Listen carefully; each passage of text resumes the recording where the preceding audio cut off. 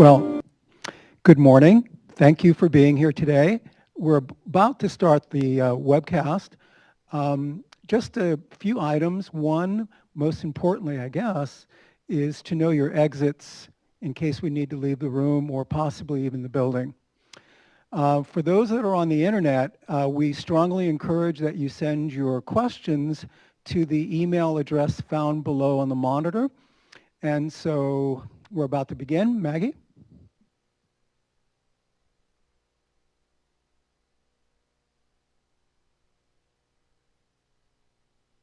Hi everyone, welcome to today's Air Resources Board Research Seminar. My name is Maggie Witt and I'm a new staff member in the Research Division.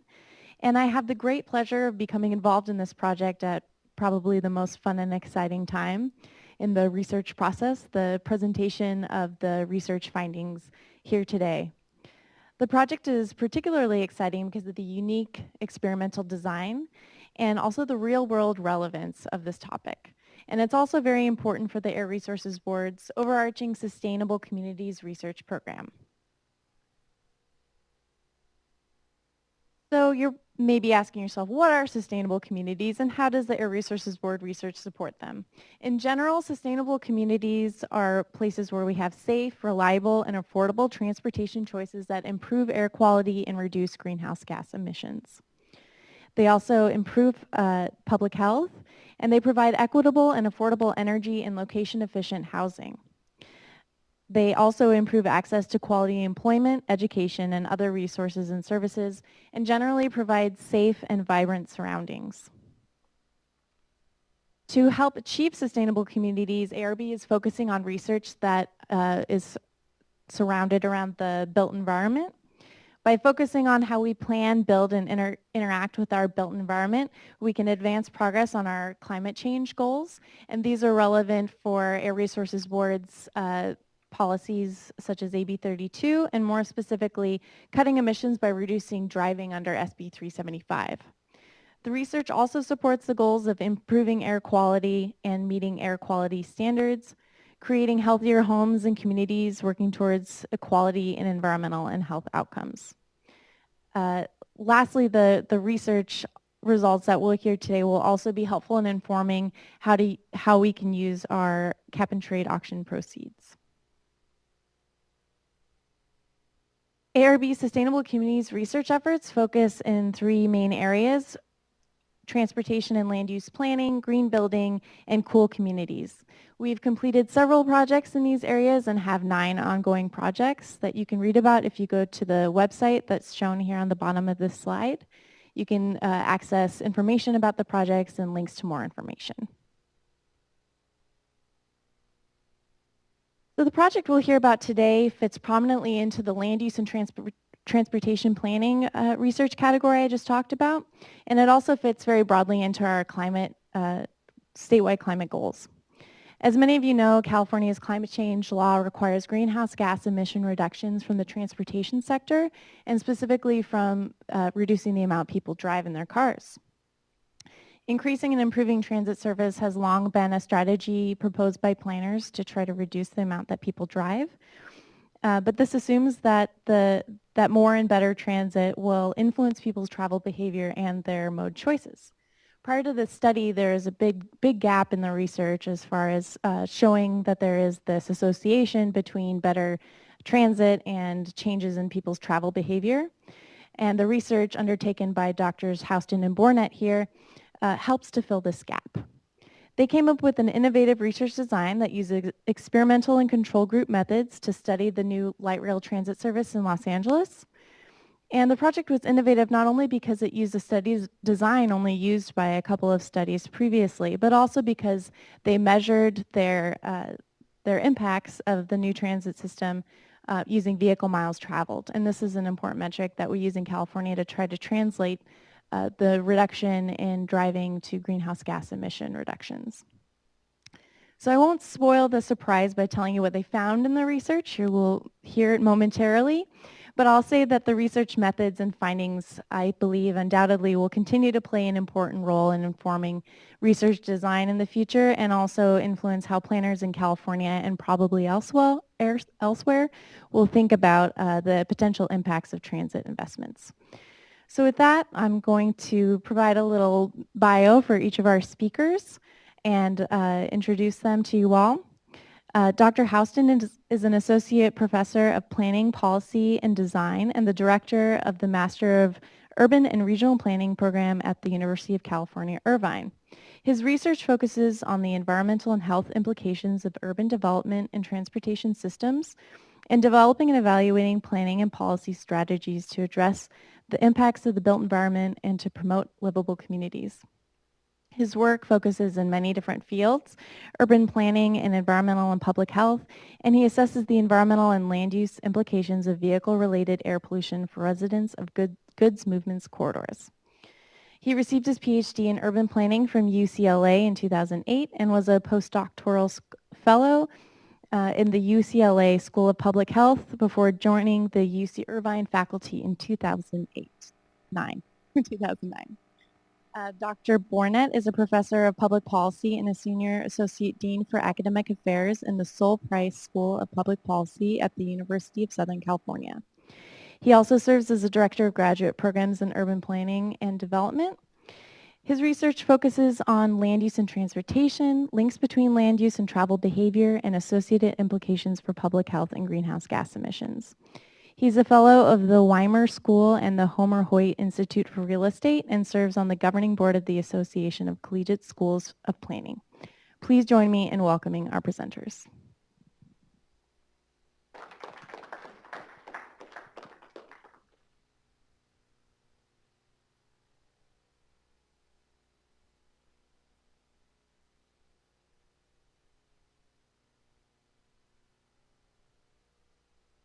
Hi, everyone.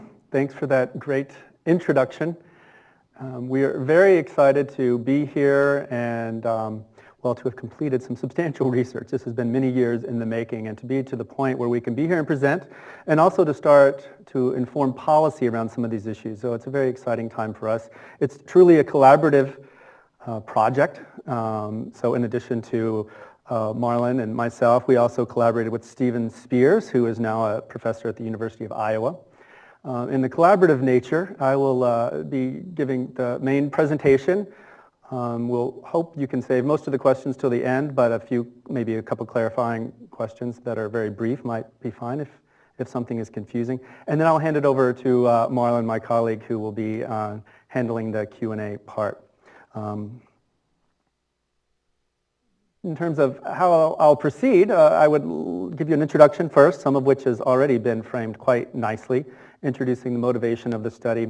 I'll go over the study design, how we selected the study area, the survey methods, etc., the analytical approach, and I'll present two parts of our results. This is a large study. We have a great deal of data. We'll continue to put out publications and research on, but I'll talk about two parts. One will be, just to kind of give you a preview, part one will be analyzing the results of our analysis for long-term residents who we served in 3 points in time.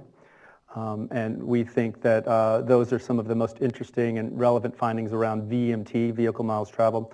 As well as part two will give you some early findings from our survey of new residents, and we call folks who moved to the neighborhood new residents, so folks who moved in after the line went in. Hopefully all of this design will become clear as I describe it, and certainly we'll have time, I'll conclude, and we'll have time for providing some recommendations as well as Q&A. But the larger context has already been touched on a bit, that transportation used to be something along the lines of the left black and white pictures, where the focus was very much on building the freeway system through local neighborhoods and communities. There's lots of impacts we know, some good and some more negative on our cities, our built environment, urban land use patterns, as well as health. So in the larger context, there's been a shift, and folks at ARB here have been a part of that shift towards thinking about more locally oriented policies. So transportation planning has become a lot more oriented towards non-motorized modes. So biking and making more walkable communities, it certainly has a lot of public health impacts. certainly a lot of air quality impacts, as well as some other types of alternative transportation. Certainly I'll be talking about investments in the light rail systems and public transportation. But with this reorientation towards these locally oriented kind of innovations in transportation policy, there's a lot of questions, and that's where we came to this research. So there's been a lot of focus on things that have been mentioned, for instance, investing in, say, traffic calming or local land use types of policies, as well as parking, pricing, et cetera, some of which are listed. But certainly something that caught our attention was the substantial investments being made in public transportation in Southern California. And here's some of the summary of the Los Angeles rail lines transformation, which is well underway and will be continuing with new lines opening in the next few years for sure. But this is one of the most substantial kind of public works investments in the region. And when complete, the LA metro system will be larger than the Washington, D.C. metro system. So it's very substantial. There's certainly a number of implications on mobility. We're very much interested in the fact of, will this, say, more connected, perhaps more reliable and high quality service really result in one of the targets of SB 375? Will this rail investment be associated with reduced vehicle miles traveled? Our initial hypothesis was you put in a high quality service and local residents should perhaps take transit more for some of their essential travel and drive less. And that's really the motivation of looking at and evaluating whether or not this particular investment had that impact. We were quite surprised of the paucity of research in this area when we started to look at, well, this sounds like a good policy that was devised in a very thoughtful way. A lot of those policies were based on cross-sectional research. So where you do a survey of, say, travel behavior of folks near high-quality rail service and farther away, maybe in more sprawling communities, and you take these cross-sectional studies, certainly there is a very strong body of evidence that we think supports the policies of SB 375, but there was a lack of longitudinal studies to evaluate more systematically about whether those local residents kind of are going to be impacted over time. And that's really why we chose this longitudinal study. So this is the first, our Expo line study is the first before-after experimental control group study of rail transit impact in California. And so I'll be describing what that means. Certainly our motivation is to provide better evidence on the causal impact of rail, to estimate the magnitude of that impact, and to pilot test some evaluation methods, just more generally, since we, prior to this study, have not seen a lot of these types of evaluations in the policy field, in the planning field. There are some previous studies which we've learned from, which we're watching closely as their results are coming out. There's been a study in Charlotte, Salt Lake City, one ongoing study in Seattle. Those certainly are going to provide some useful comparative insights, especially as it relates to physical activity. A lot of them are funded and motivated from the public health sector, and we're hoping for some very good insights. One difference is that we look at VMT, vehicle miles traveled, and the impact on car travel, and we think that that's really relevant to what we're doing in California. And so our study in that way stands apart. The Expo line, we look at the phase one of the line. If you follow any kind of transportation news in Southern California, you'll know that the phase two is, they're testing the rail cars now, and so it should be hopefully opening up in the next year. But we looked at phase one, which opened in April of 2012, with the final stage in Culver City opening later in June. And we saw this as an important opportunity for an evaluation study, since service had not begun. And we rushed as fast as we could to get out there before the line opened, and luckily for our purposes, the line was a bit delayed so that we could complete our phase one study. It's, as you see here, the line is located and it runs from downtown Los Angeles over this phase, goes to Culver City, past USC. And here you see a map of our study area. We decided to use an experimental and control research design. The experimental areas are those areas circled in around the dark circle stations. You'll see that that's it is a 1 kilometer buffer around those stations. And those are, we call the experimental areas. These 1 kilometer is a distance that the transportation literature says people are willing to walk for access to transit. And so that's why we chose that distance, and we hypothesized that the residents near the service basically will receive a treatment. This is a quasi-experimental design, so it's not that we have a design that can say test the effect of a drug, but we're using conceptually the same approach where the drug or the treatment in this case is the introduction of a new rail service. And we think that those folks near the in the experimental areas in a walking distance of transit are those who will most likely be impacted and be receiving the impact. We pick control areas which are further away, which are fairly similar in land use patterns, density, most population characteristics, which I'll go over. But we chose these control areas because they're similar, but they should be impacted in the same way. Experimental areas, control areas should be impacted by external factors in the same way, whether it's dips and upstarts in the economy, which we saw in this area, whether there's changes in gas prices, et cetera. So both of these groups, the areas, should be impacted by external forces in the same way, so that by having a control group, we can isolate to the best degree possible the impact of the line on those experimental households, those living within walking distance. We were as thoughtful as possible about selecting the control areas. And for the most part, they were very similar, as I mentioned, in population density, the age of the populations, and income distributions. But one important difference, which we've tried to follow up with and be thoughtful about all along, is that the experimental areas had a slightly higher concentration, over 50%, 51, well, it's 52% if you round, of Hispanic residents, whereas the control areas had a larger percentage of African American residents, around 46. But that was the one difference from the census data which we could pull out. It's very difficult to select these types of comparable areas, and we think, based on the literature, we did a pretty good job of identifying a control area. As I mentioned, there were 3 phases of data collection, and I'll walk through some of the numbers, but just to describe in general, the first phase was really from September 2001 to February 2012. Remember, the line opened in April of 2012, so we were able to collect data in that, what we call phase 1. I'm roughly calling it 6 months before opening, but you know it took several months to collect that data.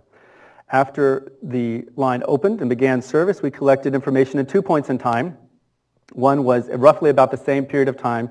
We made sure that the school districts had started school and that kind of the fall activities for most households would be very similar. So we went back at the same time of year in September through February and phase 2. So that would be roughly 6 months after opening. And then we did the same protocol, exact same survey of these long-term residents in phase 3, about 18 months. And the reason we thought doing these 2 phases after it was really important is because, honestly, there's no available information to tell us how long does it take for these changes to take effect. How long does it take for folks to realize, the level of service that is now nearby, to actually start to adjust their household travel patterns.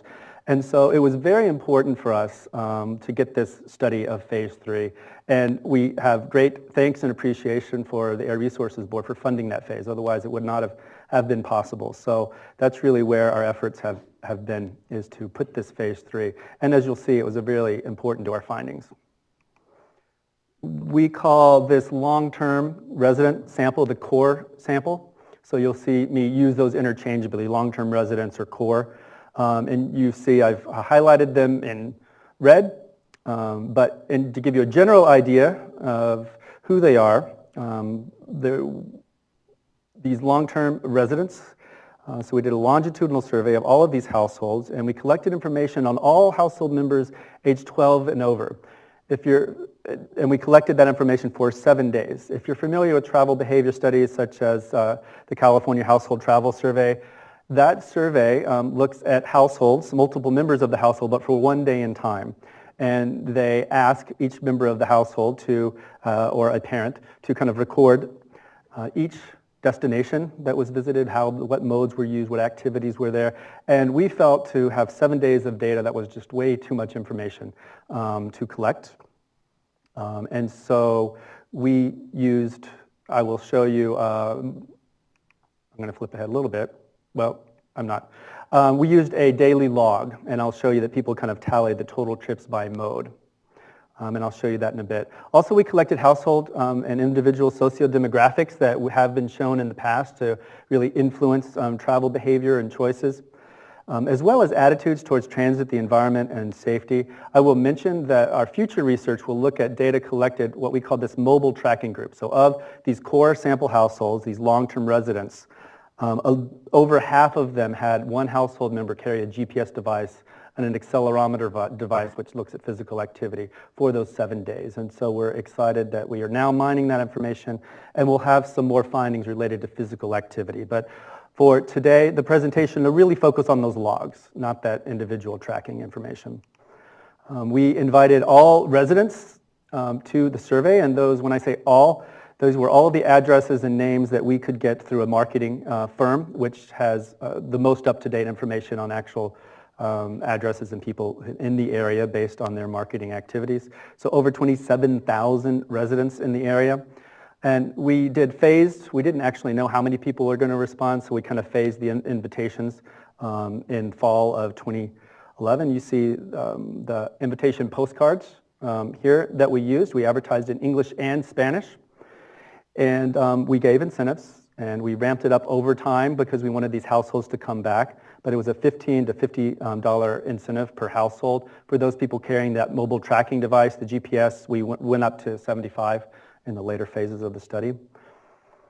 We learned a lot by doing this study, and in some ways, we were surprised by how hard we had to work to get the responses that we needed. We had a sample size that we needed to target to look at VMT impacts, and we got that. But the overall response rate was 1%, and this was a bit surprising. But the more we learned about kind of current trends in survey research, it's not a horrible response rate based on some kind of the going trends in the research. So the CHTS survey, which I mentioned earlier, in the Ventura and LA County areas, they had about a 1.4%, certainly not over 2% response rate. And we had a separate project in rail corridors of LA, and we got below a 1% response rate. So, you know, it's not to let us off the hook completely for the lower response rate, but it certainly helped us put it into context. But we did compare, we had our marketing data, and we knew some information about all households, and we compared who responded. And for the most part, we found that the response rate didn't vary a lot by household type. That compared to all households contacted, the study sample included a slightly lower percentage of the following, but none of these differences were statistically significant. So we don't find great alarm, but we are very thoughtful about it. So households headed by a male tended to have a lower rate of being in our sample than the study area. Households that were younger, as well as who had a lower income. So again, these weren't significant differences, statistically speaking, but it's something we were thoughtful about. This is the travel log that every person over 12 in these study households filled out, and we asked them to tally, hopefully over the course of the day, but definitely by the end of the day, the different trips they took by car, or different modes, whether that was car, motorcycle, bus, train, and we asked them questions about cycling and walking as well for 7 days.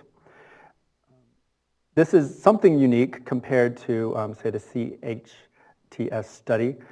Typical travel surveys will estimate vehicle miles traveled over the course of the day based on locations and that people report they were at. We actually wanted them to report, and we had them report directly from their odometer on all of the household vehicles at the beginning of the day, what the odometer was reading at the end of the day. So we felt that this was kind of a more robust measure of VMT, vehicle miles traveled.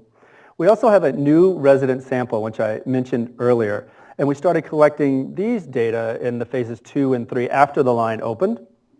The goal here is to get a sample of residents that we could use to compare the travel of new residents to these longer-term residents. Here, the question, the policy question here is, who is really having the impact? Is this light rail impacting long-term residents, folks who might want to stick around or have an investment in the area? Or is the impact of these lines really happening when new residents move to the area? An overall impact of the line on VMT, we think, is a good thing in terms of policy and the goals we're trying to achieve. But we've started by having these two samples to start to break apart where are we seeing the change so far. There's a lot more work to be done in this area, which I'll talk about later. We had 2 of samples, so we did some households, new resident households, we surveyed in phase 2, we followed up in phase 3, as well as with support from ARB, we're able to add on what we're calling the supplemental new resident samples. So we're able to get 21 more households to make our sample more robust. A sample of this size is going to mean that we have fairly limited conclusions that we can make, but we should certainly have some suggested findings. One change, we wanted to lower the burden to try to get more people to be part of the new resident sample, is that we shortened the survey period for these folks to Tuesday, Wednesday, and Thursday. So our 3-day protocol, thinking that we would have a better response rate. We have done some analysis to show that a 3-day sample is going to give us some pretty reliable data to compare. We didn't see a huge jump in the response rate, but it certainly did give us some information to work with. So results. So the part 1 here, we'll be talking about long-term residents. What were the impacts on the line for long-term residents? And the goals here, the analytical goals we'll talk about today, were to evaluate the impact of the Expo line on the travel behavior patterns of nearby residents, to investigate changes in key travel patterns between the before Expo phase and after Expo phases, and to use both descriptive and multivariate analysis to identify the factors associated with that change. Here's a dense table about the sample characteristics. And I'll just highlight a few things. We did not, it's important to point out from the beginning, see large differences in terms of the characteristics of the experimental households, those within walking distance of the line, and the control households. Overall, the sample both groups tended to be over 50% where they rented their home. They tended to have lower incomes. We had a third or a little bit over a third less than 35,000 per year. There were 2 significant differences between the experimental and control households, and that would be in the number of vehicles. So the experimental households tended to have, on average, 1.28 vehicles per household compared to the control households, which had 1.48. That might correspond with the fact that the control households not only had more vehicles per household, but they tended to have a bit more adults per household. So in terms of the before-after group comparisons, it's worth saying that when we look at the travel patterns of these households, so we took the 7 days of information from those logs and aggregated the total number of trips by mode, as well as used those vehicle odometer logs to come up with a measure of vehicle miles traveled per day. And I've highlighted it in dash here that we did not find significant differences between the experimental and control groups before the line. And in terms of our study design, that's good news, and that's what we wanted, ideally, is to not see differences in the beginning, because then we could look at differences over time to see if the line had a differential impact on those near-transit experimental households.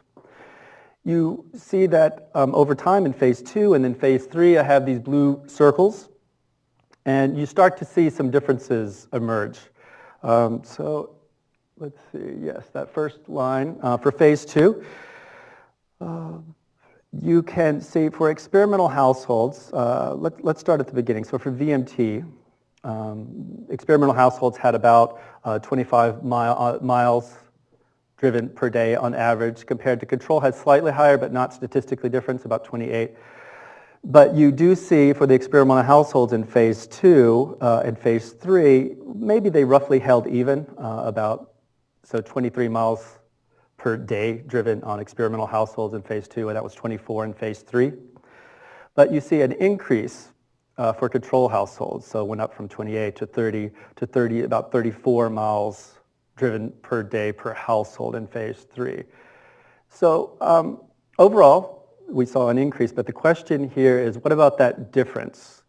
Remember, by having experimental and control, external factors should affect both of the groups in the same rate, like if gas prices rise or changes in the economy, et cetera.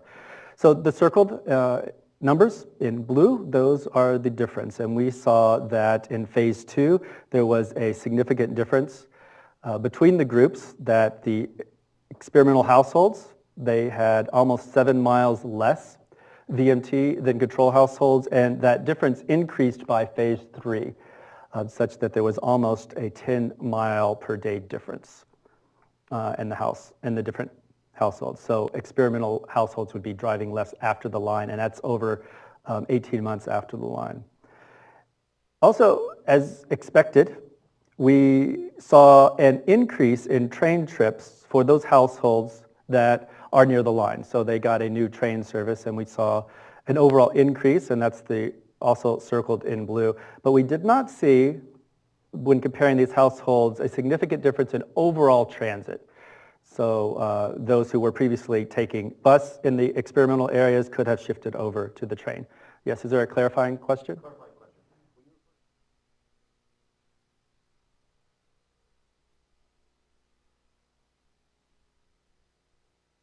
Yes, car VMT. Just car. Passenger car VMT. That's a good point, thanks.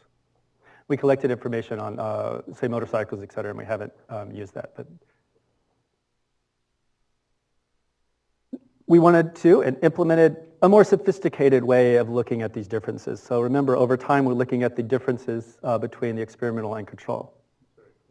Yes? Overall transit use. So the bottom row you see here is total transit trips. So we add up all transit trips for train trips and bus. Yeah, that's a good question.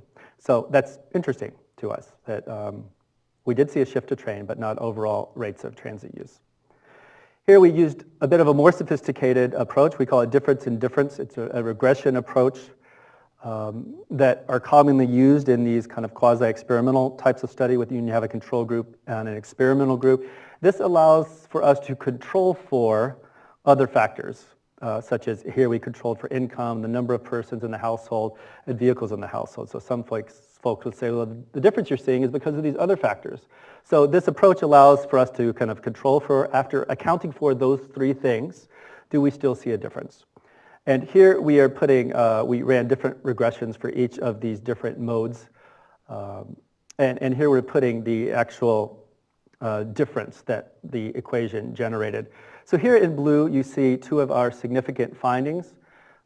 After accounting for these other factors, our estimate of the impact of the line on VMT is a reduction or an association with almost 11 miles less VMT near the rail compared to the control households, as well as we did see an increase in train trips.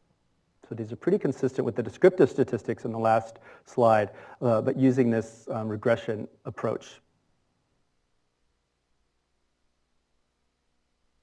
And this left us with some questions, which we're still grappling with, but I'll try to give you some of our preliminary thoughts and answers. We asked ourselves what dynamics were associated with what we thought is a substantial reduction or change in daily VMT for near expo households. It was surprising. Honestly, we didn't know if we were going to find a reduction in VMT. That's, we came into it with that hypothesis, but it wasn't a given, and we found a substantial reduction. And we believe that it's unlikely that a mere substitution by experimental households of, say, a rail trip for a car trip, we doubt that that could completely account for the change in VMT. Train trips captured only a small share of overall travel, 4.8% at 18 months after opening. So we have investigated, and I'll share the results with an alternate hypothesis. We propose that a combination of mode substitution, so rail for car was part of it, but also that changes in car use were responsible for VMT, the VMT drop in experimental households. And I'm going to lay out our thinking here, that you see that rail riders reduced their car trip length. Here in yellow, you see the car trip length in those 3 points in times for experimental households. And among train users, in period 1, their average car length for those households was about 9 miles.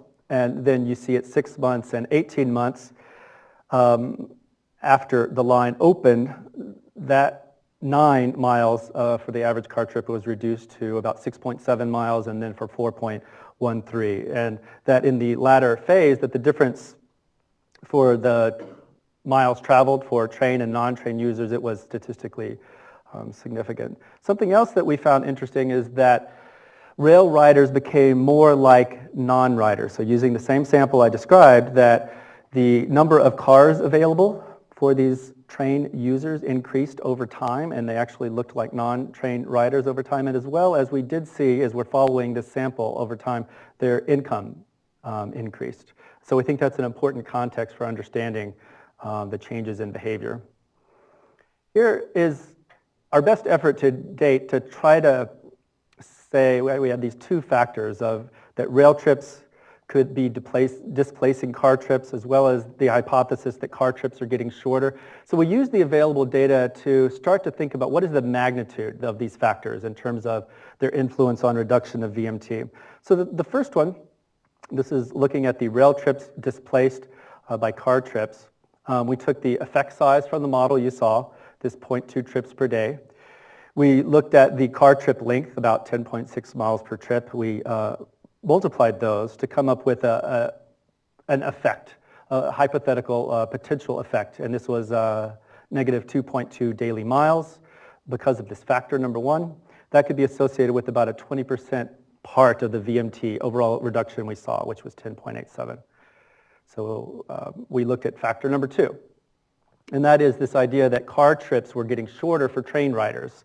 And we did a similar type of multiplication using these basic assumptions, and we estimated that this factor could have been associated with a 4.41 daily reduction in vehicle miles traveled. And you see in bold on the far right that could be about 42% of the overall VMT reduction. So overall, we think that these two factors, it's feasible to, based on our available information, to think that both of these made a substantial part or had a substantial influence. Over 60% of the VMT reduction could be associated with these. To say for certain, we'd need more research.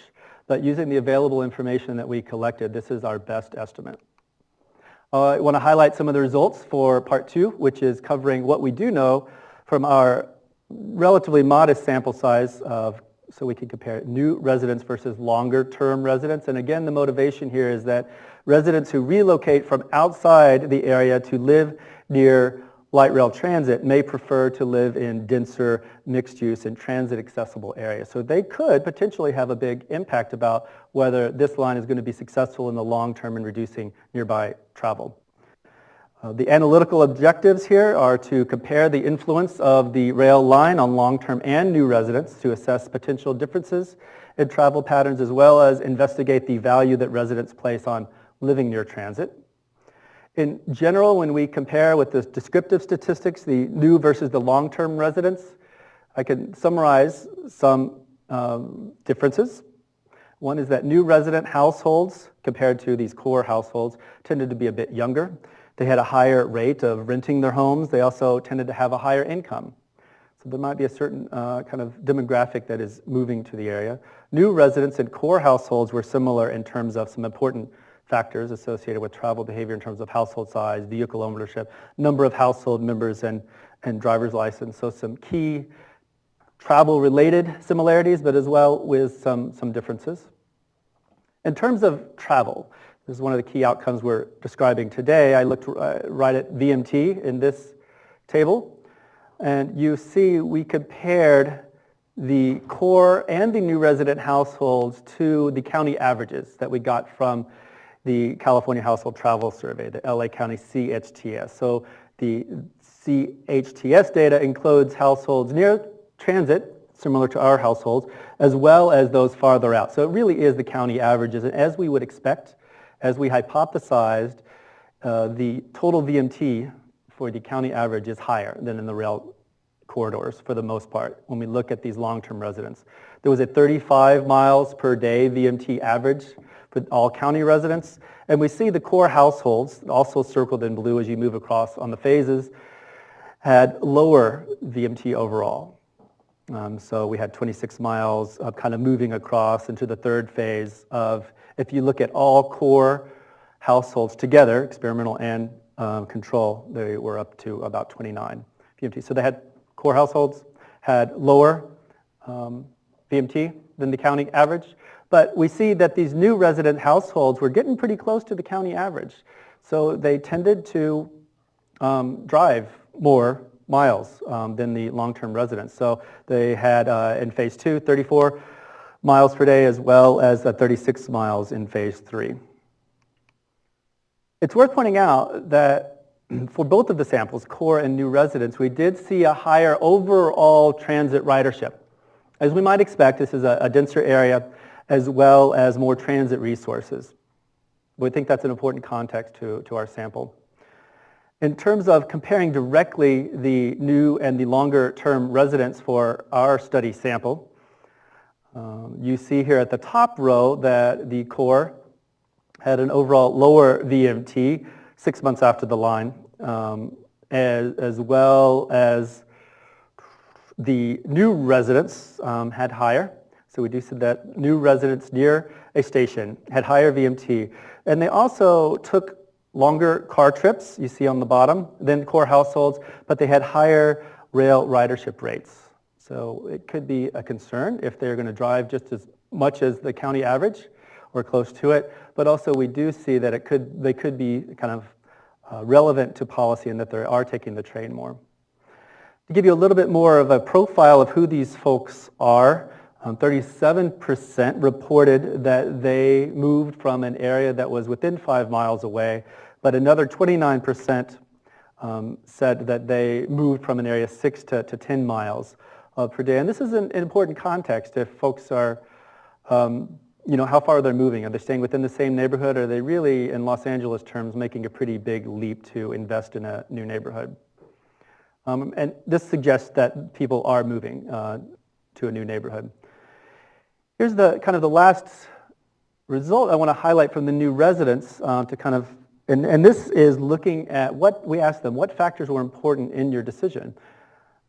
Because we didn't actually, in our study design, tell any of the long-term residents or the new residents that we were studying the expo line. I mentioned that, I didn't mention that important fact in the beginning. We didn't want them to say, oh, it's an expo line study, I want to give them some good data, and then they were going to suddenly ride and they never rode before. So we didn't actually tell them this was about the light rail, and we didn't predispose them to tell us all about their transit use. And here, hopefully with a clean slate of not having us lead them in any direction, there were some factors that they ranked very important on a scale from 1 being not important at all to 7 being extremely important. You see that housing affordability ranks right up there for control and experimental households, as well as looking at low crime or the certain type or quality of housing. And relevant to us is they wanted to have the short commute was up there, as well as having access to parks, lower traffic noise, et cetera. Having access to public transit more generally is about halfway down in their ratings. And here I highlighted a significant difference between control and experimental households, is that the experimental households had a slightly higher ranking for the importance of access to rail transit, as well as access to child care. So overall, I want to summarize what we found and I presented today for both the long-term sample and the new resident sample. But in general, that we feel that the expo line study to date is the most comprehensive evaluation of a new light rail transit line on travel, behavior, and physical activity, especially relating to VMT. For the longer term residents, the line did have a significant and policy relevant impact, and that was that the daily household travel, VMT, dropped by about 11 miles per day. And that, to summarize, nearly 2/3 of that VMT reduction, we believe, can be contributed to shorter car trips and eliminated driving trips for transit riders. The line was also associated with an increase in rail trips, but not in terms of walking and cycling. So I didn't talk much about active travel today, walking and cycling. But I can mention that our future research will be looking at the GPS and accelerometer data for that subsample to try to tease out if there were other impacts. So that'll be future research. In terms of new residents, they tended to be younger, had a higher rental rates, higher income, but they were similar in terms of household size, vehicle ownership, number of household drivers. That those near a station, they tended to drive 8 to 10 miles more per day compared to the long-term residents. They did take longer car trips, but they had higher rail ridership rates. And in terms of their neighborhood preferences, and this might inform research moving forward, these new residents, they felt that being able to walk to shops and services was very important for their recent move. That might inform future efforts for neighborhood transformation, not just putting in rail lines, but really having a more holistic look at neighborhoods in terms of walkability and accessibility and local services. In terms of the study limitations, there are several, and here I'll highlight three. The low response rate, that is a limitation. We were very aggressive to get the best response rate possible. I think we did a reasonable job. Our concern over it is cautioned by the fact that to a large degree, the response rate, we had comparable response rate to two other studies who worked very hard also to get their response rates, so around 1% for those. Response rate for subgroups were not greatly different. And so we think that suggests, at least on available data, observable characteristics, that our sample was largely representative of the study area population. We would say that more research, we believe, is needed to determine whether the observed effects that we found will hold for other areas. So our study area was primarily largely low income and non-white, that is African American and Hispanic. The built environment had a moderate residential density and a very much oriented towards a commercial or corridor-oriented commercial development. So maybe other neighborhoods or other certain types with different types of development might behave differently to a new line when it comes in. Research is also needed to more fully investigate the role that residential self-selection may play.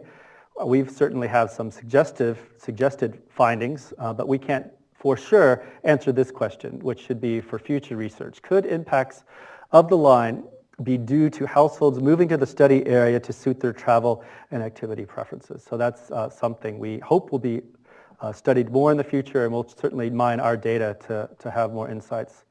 In terms of recommendations for future research, we think there is work needed to extend, clarify, and validate our findings. Additional longitudinal evaluations of local transportation and land use policies are needed. That we see the need for, although I haven't talked a lot about it today, greater incorporation of psychosocial, attitudinal, and neighborhood preferences factors on the behavior changes that we're seeing. Certainly, there needs to be future assessments of gentrification processes and residential development in these areas. We think that moving forward, those factors could potentially amplify the impact of the line moving forward as entire neighborhoods are transformed. As well as there needs to be investigation of land use changes and development changes associated with these types of rail investments. So before I hand it to Marlon for to lead us on the Q&A and any questions that have come in, we do have a lot of thank yous, certainly for the Air Resources Board for really making this final phase possible, as well as a number of other funders you hear. And we had a very large graduate and undergraduate research team that was out in the field collecting the data and coding it once it got back to our research lab. So we do want to thank all of them, certainly. So thank you. I'll hand it over to Marlon. Thanks.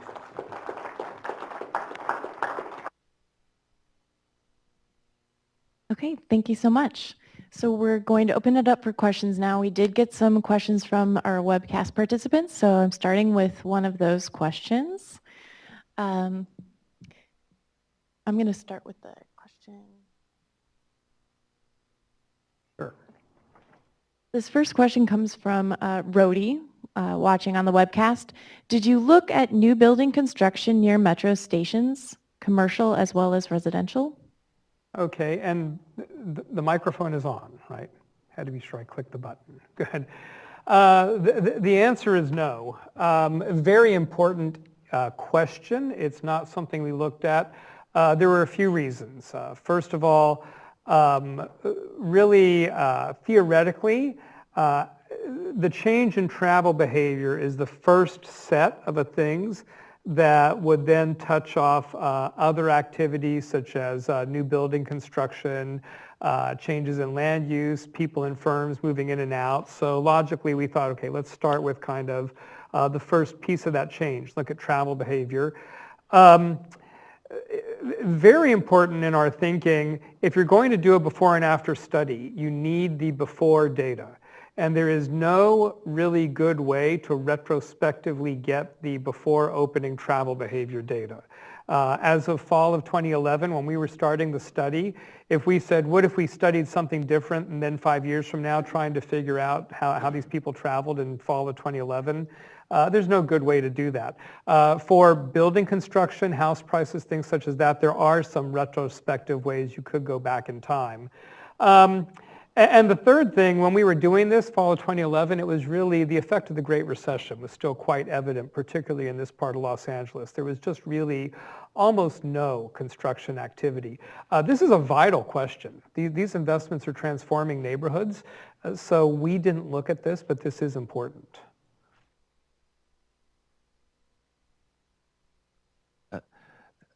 Okay. ARB Guihua Wang. Yeah. I have a question about the methodology and its analytical approach. It is not clear to me what kind of models you guys have used. Is that a logit model or just a simple multi-variable linear regression model? How good do you guys think of the modeling part? Thank you. There's a part of it that's simpler than that. Think two sample t-tests. This is what the economists call differences in differences design. But this is, it starts off with the very simple experimental control group framework. So take the experimental group, look at a sample mean, take the control group, look at a sample mean before opening and see how those change after opening. And in the regression analysis, we ended up running ordinary least squares. There's actually nonlinear routines actually would be biased in this kind of regression, and I don't want to get into the detail of why that's so. I think we might upset webcast, but I'd be happy to chat with you afterwards. But yeah, but the regression is just OLS. Take another one from the webcast. This one's from Jim. I understand that the experimental group reduced trip length. Did train use substitute disproportionately for longer trips? That's a very interesting question that I think we can't answer well with our data. And by that, what I mean, we used what we call a trip log. We asked people every day to count the number of trips by mode. So an example, a person would say, I had 3 driving trips, 2 walking trips. We did not implement what we would call a travel diary, which would ask people, write the address of your trip origin, the address of your trip destination, the time of day, your trip purpose. And a lot of that had to do with having to reduce respondent burden. We were asking them to stay with us for 7 days. But because of that, questions about substitution, I get very reluctant. All we know is number of trips. It'd be very difficult for us to identify, aha, there's a train trip and we can see it's substituted for a car trip. Maybe off of a diary we could poke around. So I hate to give you the we don't know answer, but I think that's the answer to this question. So I'm wondering whether you attempt to compare your results with the overall VMT goals when the project was designed. The reason I'm asking is because my understanding is you include the people within walking distance in your study, but I'm just wondering what happened to people who were not living the walking distance. So the first part you were asking, did we compare this with VMT goals? Yeah, when the project was designed, I assume when Caltrans start this project, they would have some goals or targets for VMT reduction. Yeah. Yes, and we've done a little bit of comparison. The goals, the main goals were in terms of number of rail riders. So we've gone to the environmental impact report.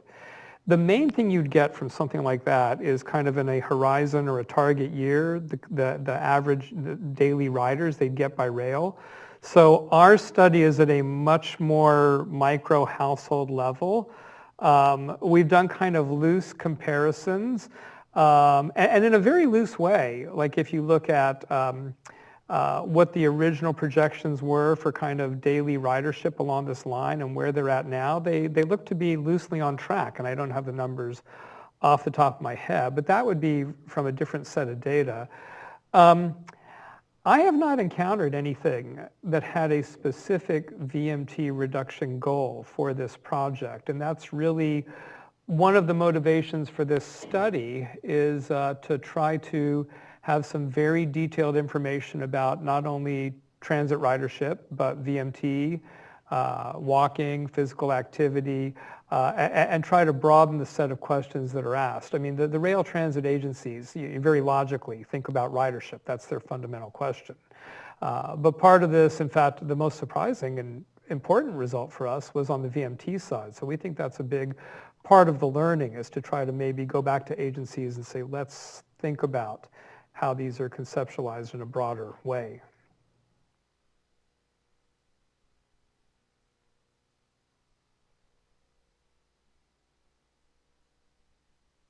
This is one from Jonathan from the webcast.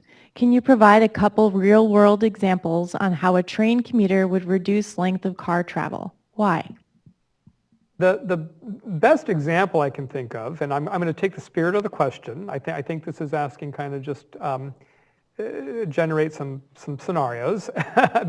The best that a couple of examples I could think of. One is imagine a person who maybe was a previous rail rider who was driving somewhere to a park and ride. I mean, LA had several other rail lines. So hypothetically, maybe someone was driving to a more distant park and ride and they shorten their drive or quite possibly eliminate their drive to get on the Expo line. The other possibility, and I have a suspicion it's somewhat more this other possibility, and by that I suspect more complex, meaning that your pattern of where you shop, maybe even where you visit, and for some people potentially where they work, although I hesitate on that because changing your work location is difficult. But maybe the opening up of the rail line literally changed where people go. This rail line is a convenient connection from these South Los Angeles neighborhoods to downtown. So you might easily imagine that there might be a fair amount of entertainment and shopping that might have shifted downtown, and that may have in some sense changed what might have been for some people some pattern of driving in other places that may have on net been longer trips that are now getting eliminated. Now, the research design is inherently a little bit of a black box. And by that, I mean, what we're doing is following the example of clinical drug trials, right? Take one group, give them a drug, take another group, give them a placebo, see which group gets well faster, except in this case, our treatment is a rail line. But if you said, aha, this group got well faster, you know, physiologists might come in and say, can you explain the exact physical process through which this drug worked? And the answer would be, no, can't do it. And to some extent, we're the same way. We can tell you we observe changes, but it would take a different kind of study to walk through exactly what is happening. I have two questions, but I assume I'm only allowed one at a time. Okay. Is it possible to go back to your new residents or did you discuss with them the change in their travel behavior from where they used to live to where they now live? That is, have they lowered their vehicle miles traveled compared with their prior residents? We did not ask that, and to some extent, part of me wishes we had, but no, we didn't ask them retrospectively. Can you tell us about your travel? I actually think if we could do this again, it would really be neat to try to capture these people before they moved in. Of course, conceptually, the tricky part is we don't know who they are until they move in. But yeah, so we just don't know. And we didn't try going back and asking them retrospectively, but that would be an interesting exercise. We know who they are. A difficulty, there aren't that many of them, and there has been a gap in time now since we surveyed them.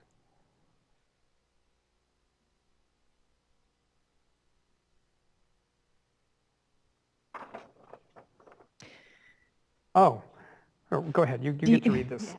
Do you have Expo ridership versus time for various origins and destinations? I'm going to give you my best memory off the top of my head, and let me caution that this is off the top of my head, and so the ridership numbers tend to be reported on LA Metro's webpage, so an interested person should go and check there. I think that, I think it's an average daily ridership number. I think they're around kind of low 30,000 per day. They're probably bumping somewhere around, I'm going to guess, 30 to 35,000 per day. And like I mentioned, if you look at the EIR, which I think may have had a horizon year, I forget if it was 2020 or something, my sense, and this was some time ago, I was having to check that, was that it actually looked like it was on track to meet projections, which is there are many rail lines that don't do that. So I would definitely say that it looks like relative to projection, it has been successful so far. Trip origins and destinations, I don't have any strong off the top of my head memory.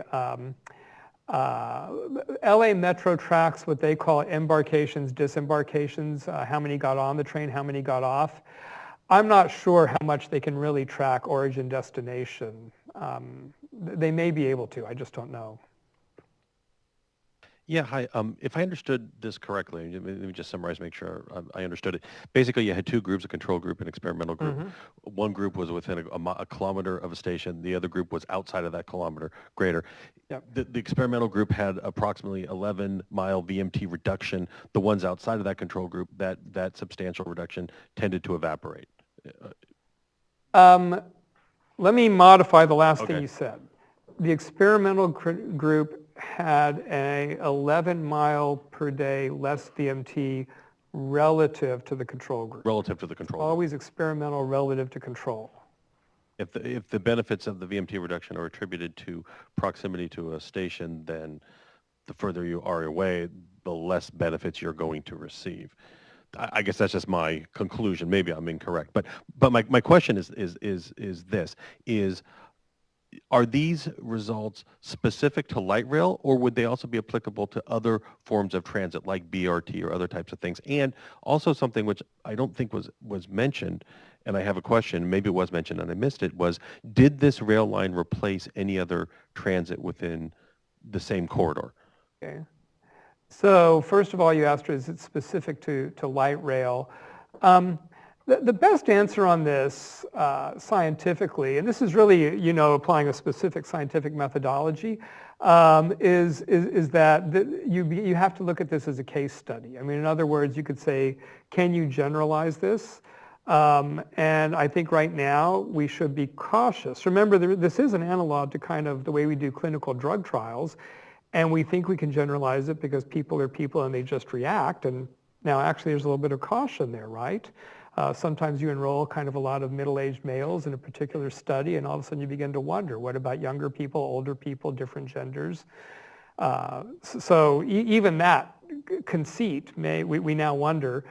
But certainly in this area, this is a study of this line in a particular neighborhood. So I think the best answer right now of would it apply to other lines, to BRTs, is let's go out and do the same kinds of studies there and begin to get a bank of information. Although there is something that was very encouraging. We saw a lot of travel change, particularly on the VMT side, which is encouraging. There was this mental model. There are people who will argue that Angelenos will just drive. There are people who argue that people in this area that I come from, we're just hardwired to drive and nothing's ever going to change that. And based on this evidence, I think we can really begin to put that aside and say, okay, no, there's nothing fixed about it. Travel behavior changes. And then the second part of your question, was there reduction in bus service? Yeah. Yes, there were some bus lines that were changed in terms of routing, in terms of service. That essentially always happens when an agency opens up a transit line. It's a very normal part of the process, and we did try to track some of that. I don't want to get too far into that story. I know we've got a lot of people who want to ask their questions. So the answer is yes. And so what we're looking at is this combined open rail line, change bus route effect, if you want to kind of be specific. Yeah.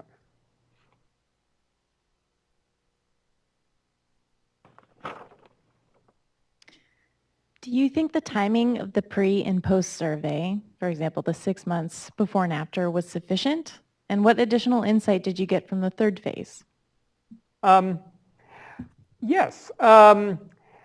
We're very comfortable with the timing. By that I mean this really has been done only very rarely before, so there's not a great wealth of information.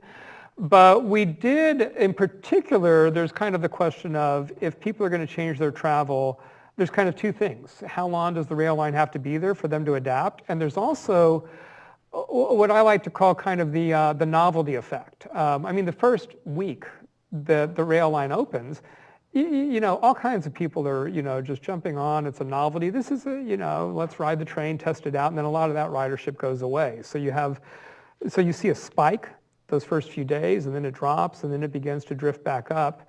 We looked at previous lines that had opened in Los Angeles to see when that month-to-month time frame begins to get to what looks like a first steady state. And the answer looked to be sometime around 3 to 5 months out, which is about right when we hit our first follow-up, and that's the reason why we did that. So we feel fairly good about that timing.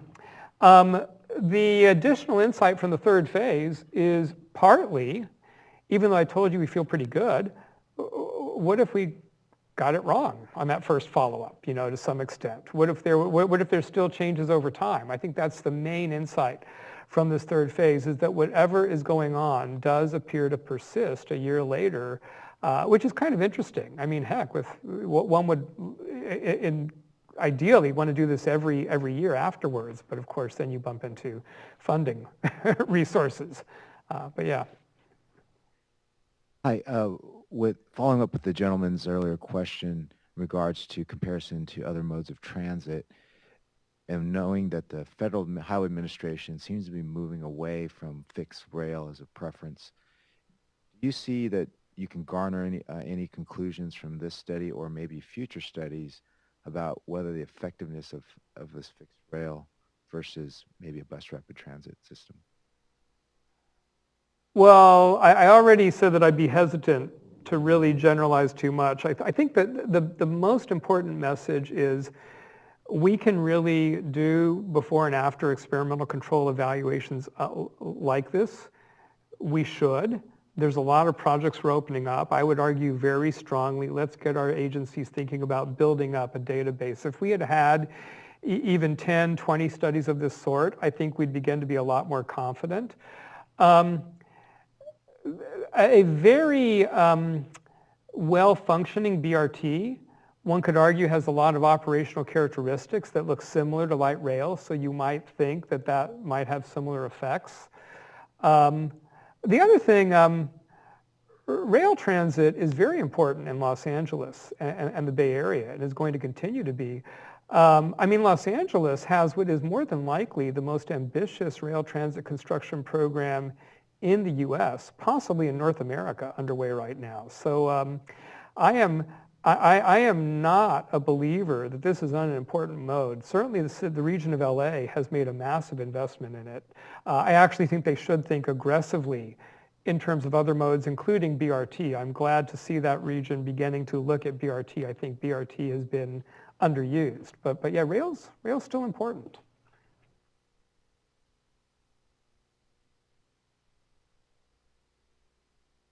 Good morning. Thank you for your interesting insights. The issue that grabbed me, and tell me I'm wrong here because I'm not an expert, but I'm looking at the before-after between group differences, and it seems like the reduction is coming from a lack of an increase more than it's coming from an actual reduction. So the households near rail are basically have the same BMT they did before and after. It's the control group that went up a lot more. Do we have a reason, or I mean, have we compared why the mileage went up against countywide averages or anything like what's that's the part that confuses me. So yep. By the way, you're not wrong. So first thought when I get this question, I tell people this is why we have the control group. This is the whole purpose, is that there could have been all kinds of other things that were happening that could have influenced driving. And after the control group, the purpose is it stands out there and it controls for what driving would have done. The increase in driving amongst the control group was not that surprising to us. The gap is experimental versus control. The magnitude of that gap was a bit of a surprise. But there are a few things that make it not surprising that the control group increased their driving. The timing of our study, fall of 2011 to fall of 2013, is when this region is coming out of a very steep recession. It is generally known that driving drops during recessions, goes up during recoveries. I think that's a decent part of this. And we've tried as best we can to see if there are data that can corroborate that. And there appears to be, although the data at that aggregation are a little tricky. Gas prices are bouncing around quite a lot during this time period, and we've not done the careful, almost like month-to-month assessment. But that's also an important thing. I think the biggest thing is recovery from the recession.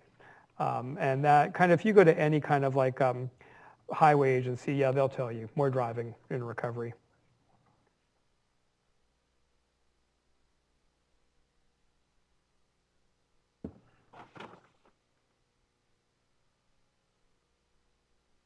Does the Expo line connect with another rail service? And if so, did you consider serving people in close proximity to the wider rail network?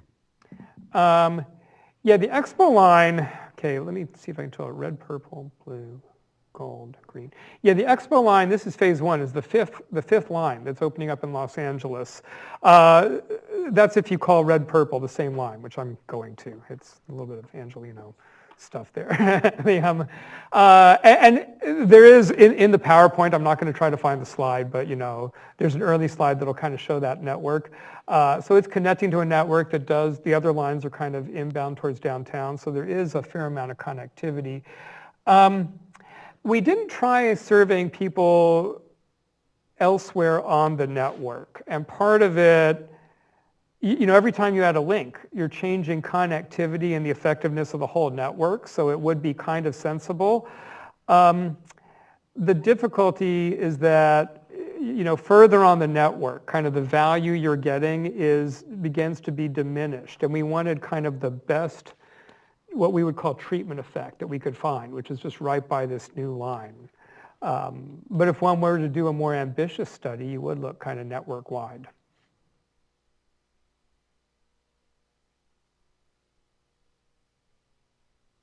By the way, I'm Bob Naylor from LA Metro.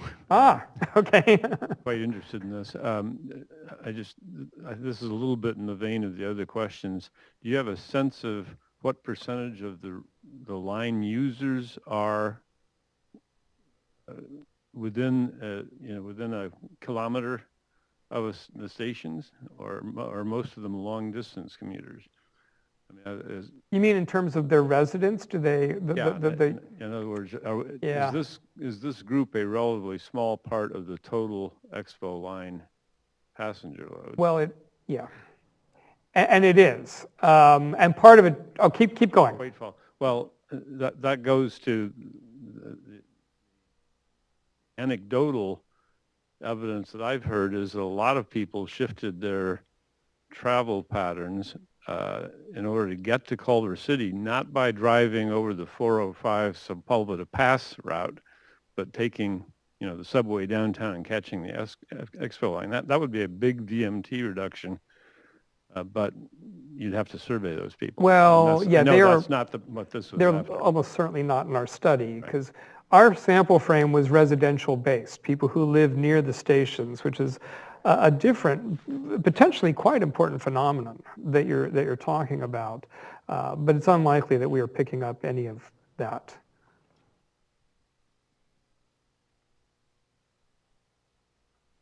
This is actually a comment on a question, but I just wanted to bring it up since it was brought up by a webcast participant and see if Dr. Borna had any reaction. This says, bus rapid transit was studied as an alternative in both the Expo line phase 1 and phase 2 environmental studies. The conclusion was that BRT could not provide the speed and capacity needed for this corridor. Yep.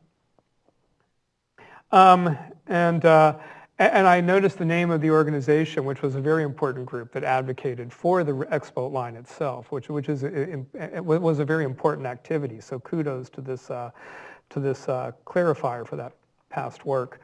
That sounds right to me. I actually don't want to. I'm not sure. I'm not familiar with those studies. When I said that I was pleased to see LA Metro, I think, pursuing more bus rapid transit, I meant in particular in other locations. I mean, part of this, if you think about the region and how you would build out a full network, you'd want to use every technology available.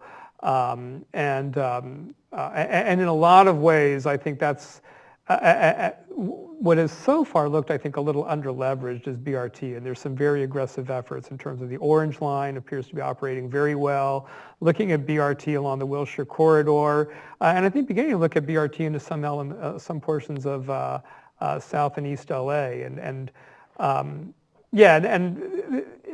so just as you begin to think about the full network, you want to begin to think about bringing kind of all kinds of technologies to bear. You had a 1% response rate, so there's always a possibility of some sort of response bias. And I know you looked at characteristics such as income and with the responders and compared it with the population in general. But there could be some other driving factors, that drive movement to rapid transit, such as cultural, general attitudes to change and progress, and how do you account for these? That perhaps the responders were more innovative people and had more propensity to shift their commute patterns in response to new opportunities. Well, the primary threat to the validity of our results is the quality of the experimental versus the control group comparison. So talking about how people are selecting into the sample, the thing we would need to think about is, are the control and the experimental somehow selecting in differently? So part of what you say is always a concern, right? Are somehow people coming in who are different from the general population? And for us, since it's all a comparison of experimental versus control, before versus after, this is where the research design helps us, is the question is, well, are people selecting in differently in the experimental versus the control group? So to be a little blunt, in some ways our sample looks not exactly the same as the underlying population, but we really don't have any reason to think that there's differences experimental versus control. We've not detected any real good meaningful differences in terms of their characteristics. The travel behavior beforehand was virtually identical. And we don't have any good theoretical reason. Like I could say a story that somebody who had a particular interest in academic studies or transportation might have selected into our study, but I think that person was just as likely in the experimental and the control group. So we, in fact, I would actually argue that's one of the advantages of experimental control studies, is that helps you a little bit in these kinds of response issues.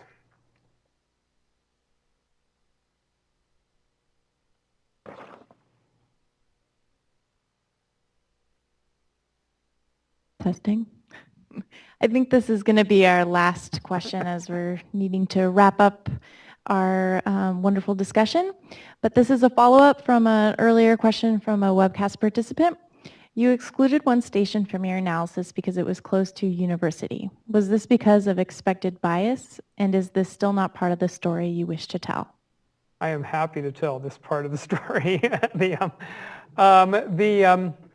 There was more than one station that was excluded. There were two stations that border the USC campus. And the main reason they were excluded is that we were drawing from the areas around the station, and the USC campus just cuts out a lot of land area. And so there just aren't as many residents. It didn't look as fruitful. That was the main reason, is just, with about, in some cases, almost half the land area being university land where nobody lived. It was just, we're going and surveying where fewer people live. So that was the whole reason there. And then as you actually go towards downtown, there were stations that in some cases are coincident with Blue Line stations. So these were stations that already had rail transit service. And so this whole concept of getting a new train wasn't really operative there. So we did not want to get closer to downtown for that reason. So we wanted to pick stations that did not have any pre-existing rail service, where we had a good circle that was all residential, essentially. That kind of swath of land area that was taken up with institutional, land use. Just, it's places where people don't live, with the exception of maybe students in dorms, and that is an unusual population, right? We did not want to. I work at USC, and I have people saying, "Oh, this would be so interesting. Survey our students, see how they use it." It's kind of interesting, but even more difficult to generalize. So we didn't want to focus on that. And so.